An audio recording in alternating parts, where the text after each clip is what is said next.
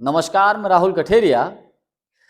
इस वक्त मायावती जी अखिलेश यादव जी से बेहद नाराज हैं, बेहद गुस्से में हैं और वो बराबर समाजवादी पार्टी के मुखिया अखिलेश यादव जी या यूं कहें समाजवादी पार्टी के ऊपर हमलावर हैं। और हमलावर होने की जो वजह है वो ये है, अभी 2-4 दिन पहले कुछ पत्रकारों ने अखिलेश यादव जी से मायावती जी को लेकर इंडिया गठबंधन में शामिल करने को लेकर कुछ सवाल पूछा था। तो अखिलेश यादव जी ने उस वक्त ये बोला था कि ठीक है, मायावती जी को अगर इंडिया गठबंधन में शामिल कर लिया जाए तो फिर आखिर उनकी गारंटी कौन लेगा? अखिलेश यादव जी का कहने का तात्पर्य ये था कि अगर इंडिया गठबंधन में मायावती जी शामिल हो जाती हैं और उनके कुछ सांसद जीत भी जाते हैं और मान लीजिए 24 के लोकसभा के चुनाव में भाजपा को पूर्ण बहुमत नहीं मिलता है, कुछ सीटें उसकी कम रह जाती हैं, तो ऐसे में इस बात की कौन गारंटी लेगा कि मायावती जी इंडिया गठबंधन में ही रहेंगी? क्या गारंटी है इस बात की कि वो भाजपा में नहीं जाएँगी? क्योंकि वैसे भी मायावती जी को भाजपा की बी टीम बोला जाता है। पिछले पिछले कुछ सालों से 2014 के बाद हम लोगों ने सबने देखा कि मायावती जी जिस प्रकार से अन्य विपक्षी पार्टियों के ऊपर हमलावर रहती थी, उस प्रकार से हमलावर नहीं रहती हैं, भाजपा के खिलाफ उतना खुलकर नहीं बोलती हैं। इसलिए कई राजनीतिक विश्लेषक, कुछ लोग समय-समय पर उनको भाजपा की बी टीम बोलते हैं। इसी बात से नाराज होकर अखिलेश यादव जी की इसी बात से नाराज होकर मायावती जी बराबर समाजवादी पार्टी के ऊपर हमलावर हैं। अखिलेश यादव जी के ऊपर हमलावर हैं। उन्होंने अब सोशल मीडिया के अपने प्लेटफॉर्म अकाउंट्स पर समाजवादी पार्टी के खिलाफ या यूं कहें अखिलेश यादव जी के खिलाफ बहुत कुछ लिख दिया है। उन्होंने यहाँ तक कहा है अपने उस अकाउंट्स में, गेस्ट हाउस कांड का जिक्र कर दिया है।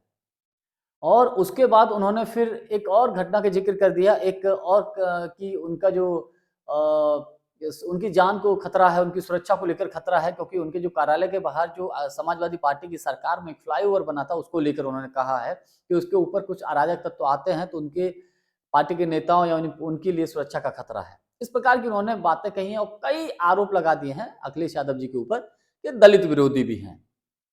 लेकिन सवाल सबसे बड़ा यहाँ पर ये है कि ठीक है, मायावती जी ने जो आरोप लगाए, ठीक है, अपनी जगह है, राजनीति में नेता एक दूसरे के ऊपर आरोप लगाते हैं। लेकिन ये आरोप तब कहाँ गए थे मायावती जी के, जब 2019 के लोकसभा के चुनाव में मायावती जी और अखिलेश यादव जी यानी कि बसपा और समाजवादी पार्टी ने मिलकर गठबंधन का चुनाव लड़ा था।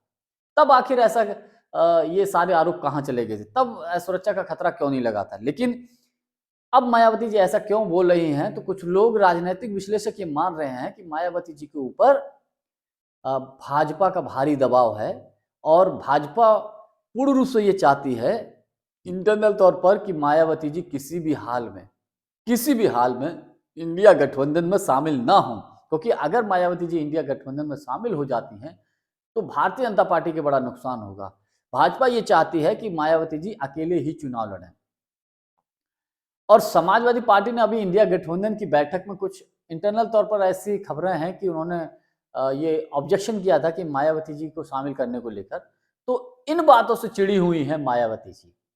अब यहाँ पर सवाल ये भी है कि ठीक है, अगर मायावती जी वो भी इस बात को जानती हैं कि अगर इस बार उनको इंडिया गठबंधन में शामिल नहीं किया गया, तो जो बसपा का जो वोट बैंक है इस वक्त अपने निम्नतम स्तर पर है, यानी कि 11-12% पर पहुंच चुका है। और अगर इंडिया गठबंधन में शामिल नहीं होती हैं, तो कहीं ऐसा ना हो कि उनका वोट छिटक कर कांग्रेस या समाजवादी पार्टी की तरफ ना चला जाए, जिसका बसपा को और नुकसान हो सकता है, कहीं ये 5-6% पर ना पहुंच जाए। क्योंकि इस वक्त जो देश में लहर चल रही है, माहौल चल रहा है, वो ये चल रहा है कि किसी भी प्रकार से भाजपा को रोको। तो भाजपा को रोकने के लिए इस वक्त लोग वोट करेंगे, क्योंकि पहले ये माना जाता था कि मुसलमान जो वोट है समाजवादी पार्टी या बहुजन समाजवादी पार्टी को भी वोट करेगा, लेकिन ऐसा नहीं है। मुसलमान भी अब एक मुश्त इस लोकसभा के चुनाव में 24 में कांग्रेस को एक मुश्त वोट करेगा।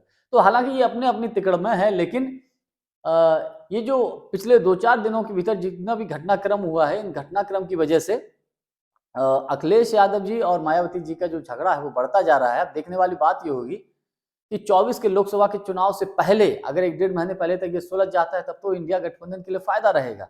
और अगर नहीं सुलझता है, तो कहीं ना कहीं ये इंडिया गठबंधन के लिए ही बहुत नुकसान रहने की संभावना है।